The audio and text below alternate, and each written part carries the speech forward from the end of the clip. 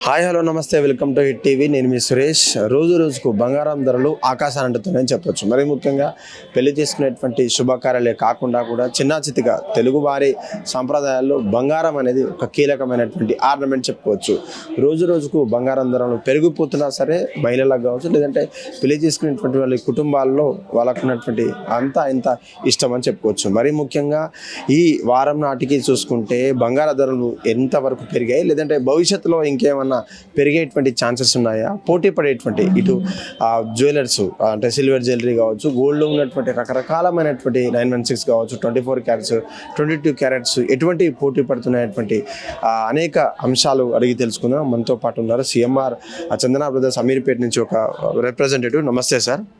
చెప్పండి సార్, వారం రోజులుగా ఈ హెచ్చు తగ్గులు ఎలా ఫ్లక్చువేషన్స్ ఎలా ఉన్నాయి, లేదంటే గోల్డ్ రేట్స్ ఏ విధంగా ఉన్నాయి సార్?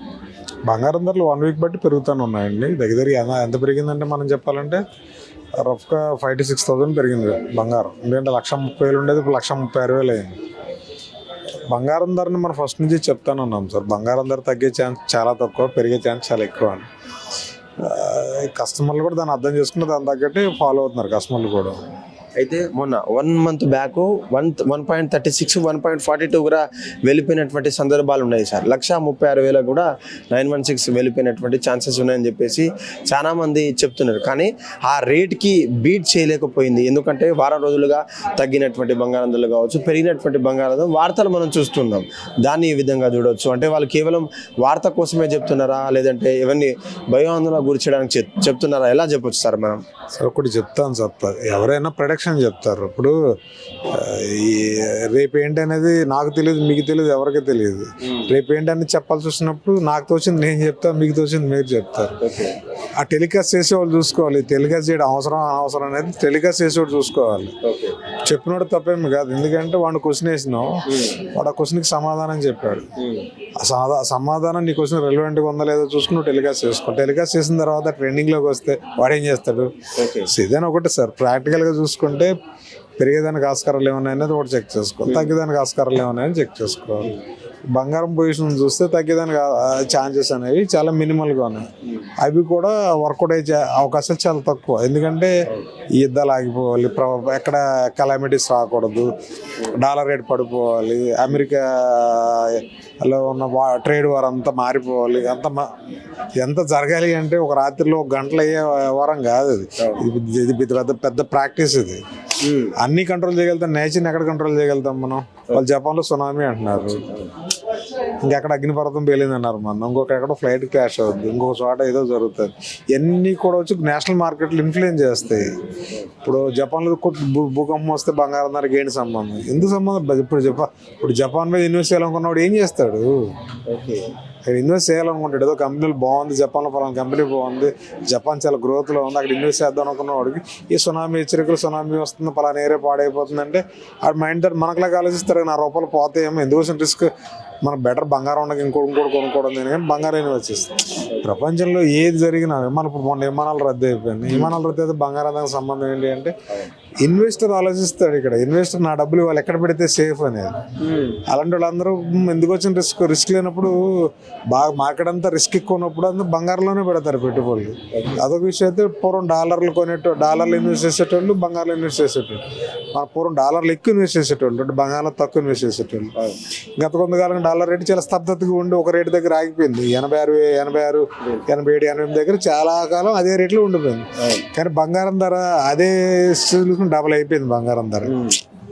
సో ఎవరైతే ఇన్వెస్టర్లు ఇప్పుడు గ్లోబల్ కమ్యూనిటీస్ అండి, ఇన్వెస్ట్ చేసేటోళ్ళు వాళ్ళ డబ్బు రూపాయి ఎక్కడ సేఫ్ ఉంటే అక్కడ ఇన్వెస్ట్ చేస్తారు, ఎక్కడ లాభం వస్తే అక్కడ ఇన్వెస్ట్ చేస్తారు. సో ఇవన్నీ కూడా ఇన్ఫ్లుయెన్స్. మీరు చెప్పండి సార్, బంగారం కొనడం కావచ్చు, ఇన్వెస్ట్ చేయడం కావచ్చు, నిజంగా సేఫెస్ట్ థింగ్ అంటారా ఈ కాలంలో? నేను సింపుల్ క్వశ్చన్ సార్, మీరు పుట్టినప్పుడు బంగారం ధర ఎంత, ఇప్పుడు ఎంత? కొనొచ్చో కొనకూడదు మీరు చెప్పండి, సరిపోతుంది. Okay, simple sir. మీరు పుట్టినప్పుడు బంగారం ధర గ్రామ్ ఎంత, అప్పుడు మీరు 10 గ్రాములు కొని ఉంటే దాని వాల్యూ వాళ్ళ ఎంత? అంటే 10 గ్రాములు దాచిపెట్టాలి కదా. ఎందుకు ఏం చేస్తాం? పాడేస్తామా? ఇప్పుడు మీ అమ్మగారి మెల్ల సూత్రాలు తాడు ఉంటుంది, అలాగే మీ సిస్టర్కి ఒక రింగ్ ఉంటుంది, లేదా మీకు ఒక గోల్డ్ చైన్ ఉంటుంది, డైలీ పాడేస్తారు అట్నే. మీ తాతయ్య గారు కొన్ని 100 ఎకరాలు సంపాదించుంటారు, ఆయన కాపాడు ఆ పేపర్లు, మీ డాడీ కాపాడారు, మీకు ఇస్తే పాడేస్తారా బయట? ఏం చేస్తాం మనం పడేయం కదా, మనకు అలాంటి అలవాట్లు ఎవరు నేర్పలేదు. సో ఇది పనికొచ్చేది అంటే ప్రతి ఒక్కటి దాస్తాం, బంగారాన్ని దాస్తాం. సో అంతే కదా. ఇప్పుడు పలానా చోట 100 కోట్ల వ్యాపారం చేస్తున్నాం సార్, ఆ డాక్యుమెంట్ పోయింది అనుకుంటే 100 కోట్లు పోయినట్టే కదా, పడేస్తాం ఆ పేపర్ని. అంతే కదా, బంగారం కూడా అంతే పెట్టుబడే కదా. దాదాపు భారతదేశంలో ఇప్పుడున్నటువంటి భారతదేశంలో ఒక నివేదిక, ఒక సర్వే నివేదిక, దాదాపు 30 నుంచి 35 వేల టన్నులు బంగారం ఉన్నట్లు కూడా ఒక సమాచారం అందుతోంది సార్. అంటే భారతదేశంలో అయినా సరే రోజు రోజుకు ఇన్ఫ్లేషన్ కొద్దీ బంగారం ధరలు పెరగడానికి ప్రధానమైనటువంటి కారణాలు డాలర్ రేటు, లేదంటే కన్వర్షన్. ఇప్పుడు మనకి భారతదేశంలో మనకున్న సాంప్రదాయంలో కుటుంబ వ్యవస్థలో బంగారానికి వెండికి చాలా ప్రాధాన్యత ఉంది. అది ఎలా ఉంది అంటే ఒక ఫ్యామిలీ మెంబర్ లెక్కే ఉంది. సో మన బంగారాన్ని, మన పిల్లల్ని ఎంత ప్రేమిస్తాం, బంగారాన్ని వెండిని కూడా అంతే ప్రేమిస్తాం. సో మన భారతీయ వ్యవస్థలో బంగారం అనేది ఉంది. మన సనాతన ధర్మంలో చూసుకున్నా, రాచరికంలో చూసుకున్నా, ఎన్ని రిలీజియస్ మనం పరిపాలించినా బంగారం దాని పాత్ర ఉంది. బంగారం దాని పాత్ర అలాగే ఉంది. అప్పుడు సజీవంగా దాని పాత్ర. గవర్నమెంట్ అప్పుడు రాజులు పరిపాలించారు, ఇప్పుడు గవర్నమెంట్ మన ప్రజాస్వామ్యం. సో కానీ ఇక్కడ బంగారం ఉంది, అక్కడ బంగారం ఉంది. సో మనకి బంగారం అనేది ఫస్ట్ నుంచి పెద్దలు నేర్పింది ఏంటంటే, రూపాయలు మీరు అన్నట్టు రూపాయలు ఉంటే మనం బజార్లో పాడు చేస్తామని వస్తు రూపాయన. దాంట్లో వాల్యుబుల్ వస్తువు ఏదైనా ఉందంటే భూమి, దాని తర్వాత బంగారం, వెండి. ఏది గమ్మును దీన్ని తీసుకెళ్ళి మార్కెట్లో ఏం చేయలేరు. అదే జేబులో 10 రూపాయలు 20 రూపాయలు పెడితే, కరెన్సీ పెడితే దానికి ఏదైనా దొరుకుతుంది మార్కెట్లో. వీళ్ళు దాయడం మర్చిపోతారన్న ఉద్దేశంతో మనం ఫ్యామిలీ పార్ట్లో సేవింగ్ అనేది బై నేచర్, బై బర్త్ ఉంది మనకి. సో ఇండియాలో ఏంటంటే ఆ వ్యవస్థ ఎక్కువ ఉంది కాబట్టి మనం కుటుంబ వ్యవస్థలో బంగారం కొన్ని 30 వేల ఉందా, 1,00,000 టన్నులు ఉంది అనేది దేవుడికి తెలవాలి తప్ప గవర్నమెంట్కి ఎప్పటికీ తెలిసే పరిస్థితి లేదు. అది ఒక సర్వే అవ్వడు సార్. భూమిలో ఇంట్లోకి వెళ్ళి డబ్బులు ఎక్కడ రాశాడు, ఇటు ఏమన్నా సర్వే మీరు నోటితో చెప్పి నేను నోటి చెప్పి రాశాడు. భారతీయ వ్యవస్థలో టన్ను ఉందా, 1,00,000 టన్నులు ఉందా, 1,00,00,000 టన్నులు ఉందా చెప్పేదానికి మన భారతదేశంలో ఏ సర్వే సంస్థ పనికిరాదు చెప్పేది. అది కొన్ని యుగాల నుంచి ఉంది కదా. అయితే నేను అన్ని షాపుల పేర్లు అని చెప్పుకోను, కానీ ఆ బంగారానికి ఒక ప్యారలల్ వ్యవస్థగా సిల్వర్, ఏదైతే వెండి ఆభరణాలు కూడా మేము మార్కెట్లో తీసుకొస్తున్నాం, వాటికి కూడా మంచి డిమాండ్ ఉందని చెప్తున్నారు సార్. ఈ రెండు కంపేర్ చేయొచ్చా, లేదంటే పక్కన? సార్ వెండి బంగారం. పంట భూమి వేరు, సౌడు భూమి వేరు. రెండు భూములే, దీని వాల్యూ దాందే. పంట పండేదానికి ఇన్స్టెంట్ రేట్ వస్తుంది, బెటర్ వాల్యూ వస్తుంది. మార్కెట్లో దానికి తగ్గ పోటీ ఉంటుంది.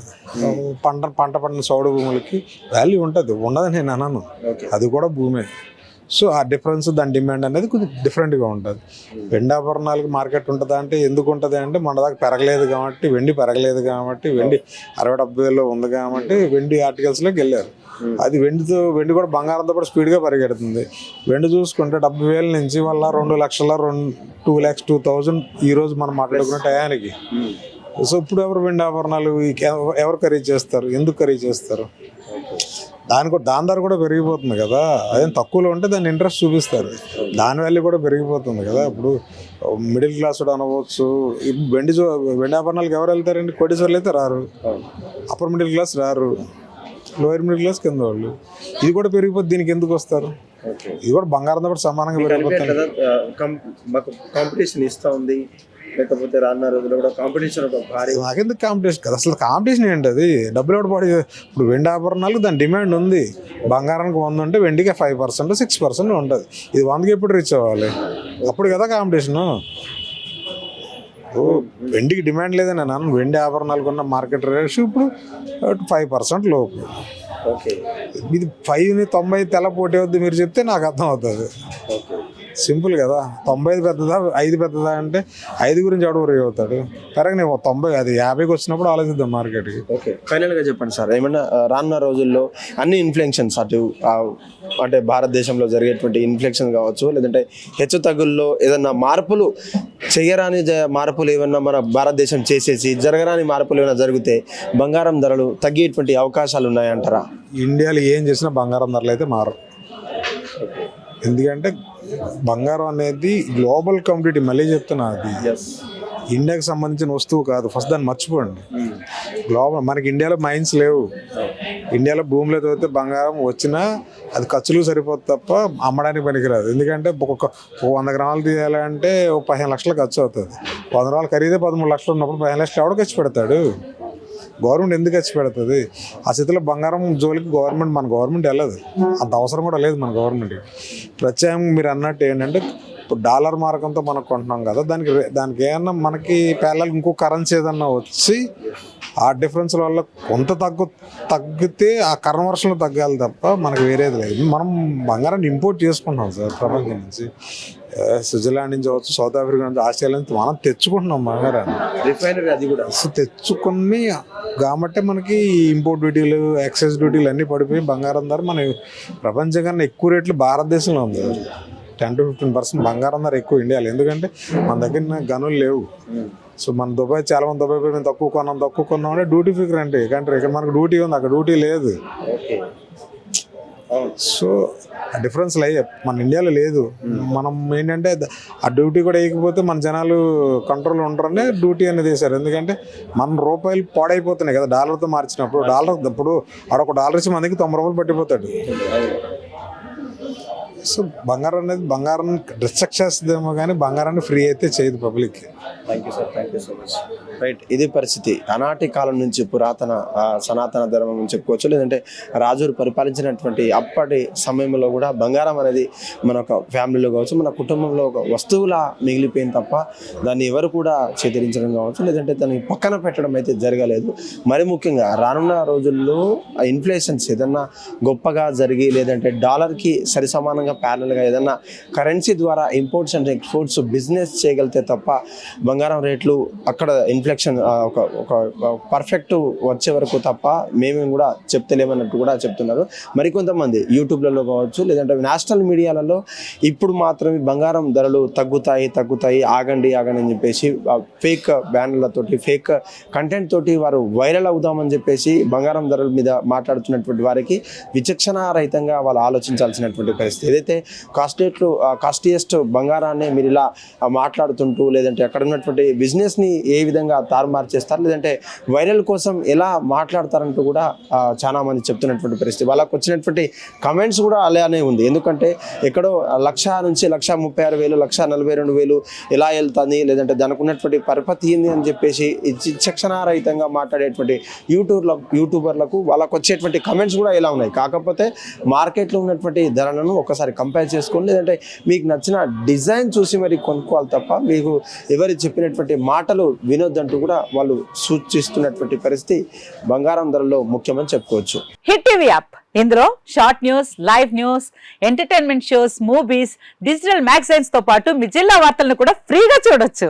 ఇంకెందుకు ఆలస్యం, వెంటనే హిట్ టీవీ యాప్ ని డౌన్లోడ్ చేసుకుని ఫ్రీగా ఎంటర్టైన్మెంట్ పొందండి. Hit TV app. Hit TV app. Please download hit TV app. Hit TV app ని ఫ్రీగా డౌన్లోడ్ చేసుకొని ఎంజాయ్ చేయండి. మీకు నచ్చిన ఎంటర్టైన్మెంట్ కోసం హిట్ టీవీ యాప్ ని ఫ్రీగా డౌన్లోడ్ చేసుకుని ఎంజాయ్ చేయండి. హిట్ టీవీ యాప్ ని డౌన్లోడ్ చేసుకుని ఆస్వాదించండి, ఆశీర్వదించండి. ఇంతమంది సెలబ్రిటీలు హిట్ టీవీ యాప్ ని డౌన్లోడ్ చేసుకోండి అని చెప్తున్నారంటే ఎంత మంచి యాప్ ఆలోచించండి. అమెరికాలో చదవాలనుకునే వాళ్ళకి విశ్వసనీయమైన పేరు మన శౌర్య కన్సల్టెన్సీ. UK లో 1 year masters, UK లో 1 year masters, 2 years work permit up to 5 years visa. Contact Saurya Consultancy. Contact 89851 89851.